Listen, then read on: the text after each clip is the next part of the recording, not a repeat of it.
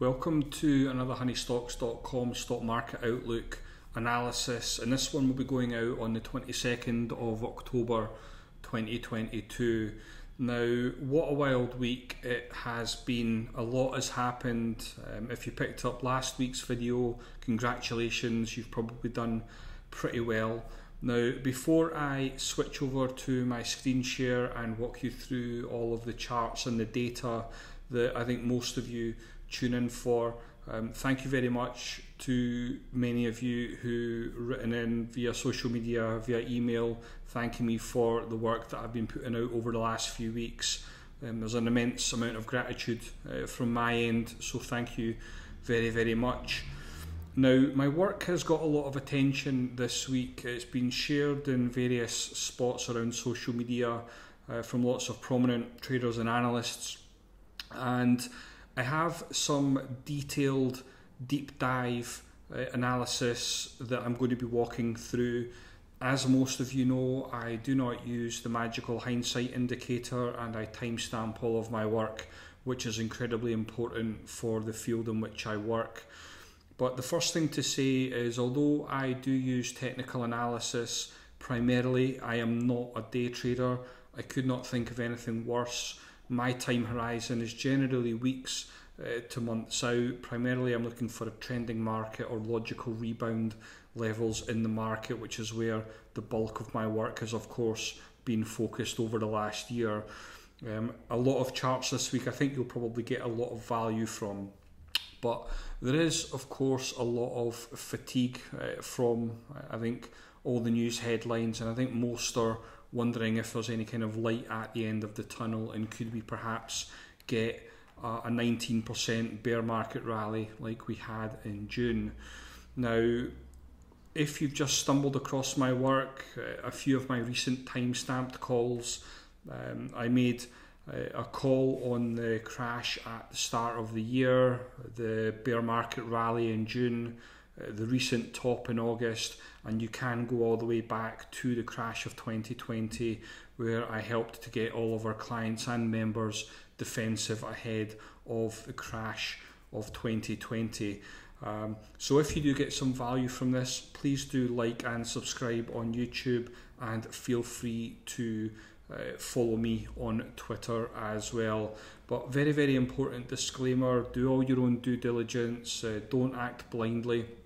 And for those of you that have maybe followed me for a while, you'll know that I'm working towards my CMT as well. So enough about me, let's dive into some charts.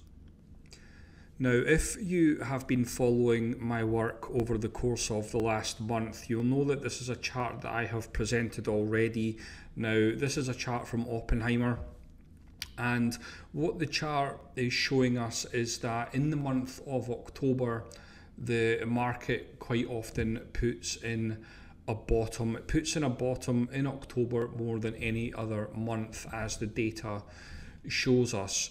Now, for many of you, there's a lot of fear out there in the markets, especially if you are following all of the financial media dinosaurs who I have zero time for. The fear and greed index has taken a significant shift to the upside in the last week. We were in extreme fear last week, and now we are starting to move towards a neutral sentiment rating. So that is, of course, quite interesting, but this is probably the data that will be most surprising to many of you. Despite the volatility that we've had in the market, the major averages are having an incredible October so far. Now, of course, that doesn't mean that every stock is going up, and it doesn't mean that everything is getting massacred under the surface either. There are lots of stocks that are doing very, very well at the moment, and I will be sharing quite a few of them with you this week. But to the other end of things, there are very obvious stocks out there that are in a lot of distress. But the key message that I want to get across here is the market is currently going up. So we are in the midst of a bear market rally. Whether it's a complete market bottom, who knows? But as it stands at the moment, October has been a great month for buying stocks, and it is why we have been recommending stocks to buy to our clients and members over the course of the last few weeks. But I think the very obvious starting point this week is, given the capitulation that we are seeing in the bond market, I think those of us that do this professionally, and when I say professionally, I'm not talking about amateur hour on YouTube where you have professionals in air quotes talking about the S&P 500 for 15 minutes and talking about moving averages crossing over and minute time frames and all that nonsense. Those of us that do it professionally are looking to the bond market for a signal. The reason why we look for signals in the bond market, and I would hope that this is very, very obvious to many of you, is that back in January 2022, the bond market broke down. Of course, what then followed was the market carnage that I think most of us have obviously experienced and went through. But we are all looking towards the bond market for some kind of signal. Now, for me, I'm looking at the bond market, I'm looking at the currencies market. We're looking specifically for these types of divergence. So we've got the high yield versus treasuries putting in a divergence against the S&P 500. So the way that I'm viewing this at the moment is the bond market giving us an early signal that bonds are about to start to move higher, which would then in turn potentially take the S&P 500 and all the stocks that I'm sure most of you know and love. I think most of you are probably wanting this to resolve higher. Now, we can add in another chart to the equation, which is the consumer discretionary versus consumer staples. Again, we are seeing the same divergence there, putting in higher lows. So if you are in the camp that the market is going to start to move higher, you probably want to see these two charts start to make roads to the upside. Now, one thing to add here is that I am covering these charts around 2 hours before the market close on Friday. Now, it is options expiration. I am very, very aware of this. So there will likely be some late in the day volatility. So some of these charts are, of course, subject to change, but the message will is absolutely going to remain the same going over the weekend. Now, we already know that the yield curve has inverted. It is a precursor to a US recession. Now, there is, of course, a big debate at the moment as to whether we are already in a recession or not. But it's very, very interesting to me that we are now back to the levels last seen in 2000. We understand that stocks don't tend to do too well during recessionary periods. But that doesn't mean that the market can't put in some kind of short-term bottom, and if it develops into something greater, great. But the S&P 500 has held on to key support from the COVID crash levels. This is an area of interest for me. But when we look at some of the market breadth within the S&P 500, we can see that the new percentage of stocks making new 6-month lows peaked back in September, at the end of September. And of course, since we've had that peak, stocks have steadily started to move higher. Now, to quote from my weekly letter that I put out during the week, that if we have a volatile market, volatility to the upside is still upside in stocks. So we are seeing stocks move higher despite the volatility that we're seeing in the market. So in order to be able to be comfortable with the market at the moment, I think you need to be quite comfortable with volatility as well. Now, this chart of mine got a lot of attention a few weeks ago. Let me just bring up the graphic for the stages of a bubble, and then we can compare it to the present day, which shows us that since the COVID lows, we have ultimately been following the stages of a bubble pretty much perfectly since the lows in March 2020. So this chart is still very much intact, but again, it doesn't mean that we are guaranteed to get, scary words like capitulation and despair. But it is something that I am very much acutely aware of. Yes, I like a bear market rally as much as the next guy, but it is something to be aware of, because if we look at a longer term view of the S&P 500, we can see that if we do start to see words like capitulation, etc., then outlandish targets start to come into play.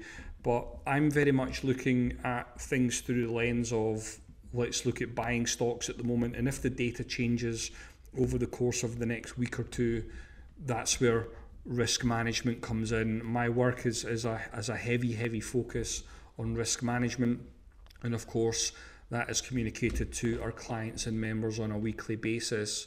But I think one thing to just point out is you need to please hit the like button. The work that I put out on a weekly, monthly basis is of course completely free, and I'm told that it's some of the best analysis out there, so it would really make my day if you were to hit the like button. But let's get into currencies and of course the US dollar index. Now, I'm not going to touch on the US dollar index at great length this week. Some of you might be rolling your eyes because I have been covering this chart to death over the course of the last year.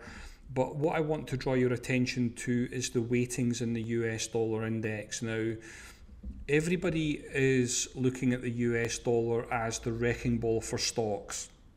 Now, the big question that we all have, those of us that do it professionally, we're all looking at things. What would it take for the US dollar to start to roll over and then potentially give us some kind of bullish catalyst for stocks? The reason that's important is there's a correlation with the VIX and the US dollar index. So what this essentially is showing is that if the US dollar index drops off, that shows us that the volatility index is going to drop off, which should then push stocks higher. So what would it take for the US dollar to start to roll over? Well, I think we're getting very close to the big question of the day being answered, and I think the answer will lie with something like the euro. Just to bring you back to the US dollar index, it's made up 58% of the euro. So if the euro is going to put in a trend reversal here, which I'm of course watching very closely, that of course would be a headwind for the US dollar. Now, again, we're looking at the Japanese yen. I am looking at the yen and I'm waiting for an intervention from the Bank of Japan, and I am noting that there's a bullish divergence. I think we are getting to a close to the bottom in FXY. Again, just to bring you back to the US dollar, 13% Japanese yen. And of course we've got the pound versus a dollar. Now, I made a bottom call on this chart weeks and weeks ago. I think it was about 4 or 5 weeks ago that I made a bottom call on the pound and the dollar. And I think if we start to resolve higher, I am noting that we are putting in higher lows, then again that's a 12% weighting in the dollar index. So I think that the currency markets are going to be massive here. It's not about moving average crossovers on the S&P 500. I think there's a bigger play here, and I know that there's many of you that will be watching this. We'll be looking at the macroeconomic carnage under the surface. I do get it, but for me, I prefer to default to charts. The charts don't lie to me. The data and price is ultimately what pays. So I'm looking for the pound to break out against the dollar. and again, I think that would bring the US dollar index down. Now we can look to the key averages in the US markets. The Russell 2000 is still continuing to hold up at the moment. Over the course of the last few weeks, I have highlighted the bullish divergence in the Russell 2000. So you know, the risk to reward still favours those that are looking to take buy positions. The reason I say that is because it's a very easy out. If we start to break lower from these levels, then of course that is a big problem. The Dow has been a complete rock star over the last few weeks. It's holding on to its 200-week moving average. You know, those of you that follow me closely will know that I've been highlighting that there's a potential here for the Dow and the S&P to oscillate above and below the 200-week moving average. There's many, I guess, let's call them gurus, that will say, you know, if price, you know, drops below 298.32, then you need to short the market. It's not the case when you are assessing the broader market. What you would be looking for is a high momentum, high volume move to the downside, and we just haven't seen that. So for me, price is currently holding above the 200-week moving average. So again, I'm currently looking at stocks to buy. Exactly the same message with big tech and of course the triple Qs. Now, you know, we have a massive week coming up with earnings season. Massive 2 weeks, 3 weeks.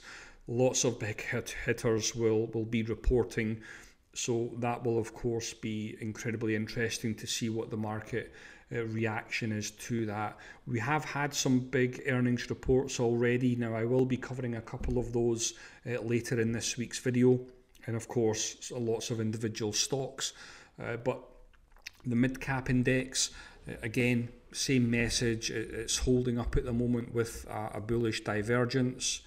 The micro caps, very, very similar to the small caps, that they are holding up currently at the moment with a bullish divergence. We've got the all country world index, again holding up with a bullish divergence. And of course we have had the financials report earnings over the course of the last week, and lo and behold, the financial crisis levels are currently holding up at the moment. So there's a lot of positives to take from the market over the course of the last few weeks. Now, I do have some individual sector charts from our ETF chart book that I want to share. XLF was of course one of them, but some of the charts that I have shared with Twitter this week is of course XLK. I am looking for a potential rebound level in XLK. Now, if you were to go and have a look at the weightings of XLK and the stocks that are aligned with that ETF, it gets quite interesting for a lot of the big tech names if XLK can get a high momentum move. We know the old saying, with failed moves we often get fast moves going in the opposite direction. So if the chart for XLK is to resolve higher, that could potentially be good news. We're already seeing the same thing with XLI. Again, this has been taken from our ETF chart book. Failed breakdown, bullish divergence. Hopefully industrials can start to catch a bid there as well. And of course we have good old ARC. If we have a look at the relative performance of ARC, it has given up all of its alpha from the COVID rip, let's call it that, and the relative performance is incredibly poor. So it'll be very, very interesting to see what happens with ARC, and of course Tesla, big component, reported earnings this week. I will be covering that chart in just a few moments. But semiconductors is, for me, the most interesting place at the moment. So I have been covering semiconductors with our clients over the last couple of weeks. So the semiconductors, again from our ETF chart book, has held up this key level at 170. We have had a decent rebound, but it's really stocks like Nvidia that are really have been battered, beaten to death. But Nvidia is currently holding up at the moment above, I would deem to be quite significant levels and probably last line of defense. We've got Taiwan. Now, Taiwan Semiconductors, I'm sure most of you will have heard of. But what I wanted to draw everybody's attention to this week is the Taiwan ETF EWT. Taiwan Semiconductors represents 9% of SMH. So the big concern I would have with SMH and of course semiconductors is if Taiwan Semiconductors starts to fall off a cliff along with Taiwan. So I am keeping a very, very close eye on this chart. The Taiwan Semiconductor chart is holding on in there at the moment, but it will be quite interesting to me to see what happens with Taiwan over the coming months. But this is the individual chart. 55% from its January peak, but again it has pulled back to its COVID crash levels. So again, the risk to reward proposition probably favours those that are looking to take buy positions. If you look at the upper right of my charts for the individual stocks, I do pay attention to things like PE ratios, price to sales, 12-month earning growth, etc., etc. But you know, at 329 billion market cap, you probably want to see Taiwan Semiconductors hold on to these key levels. Now, thank you to those of you that reached out over the course of the last week. I put in Netflix last week, and it has put in a monster breakout. Now, this was actually a premium chart for our clients and members back in the 19th of September. It took 4 weeks for the thesis to play out, but boy has Netflix done its job. It's off and running. We do have an upper objective there around 330. Of course, we will see what happens if it gets that far, but for those that have bought into Netflix over the course of the last few weeks, congratulations, and once again, thank you very much. Amazon, I have been watching this for a pullback to around $100. We didn't get that. It's found support around $108. Ultimately, it is currently sideways and range bound. Again, if you follow me closely, you'll know that I love range bound plays where you buy low, you sell high, you've got a very obvious entry, a very easy out, and an obvious target. So Amazon, if this is as low as it gets, I think 147 is probably a bit of logical upside.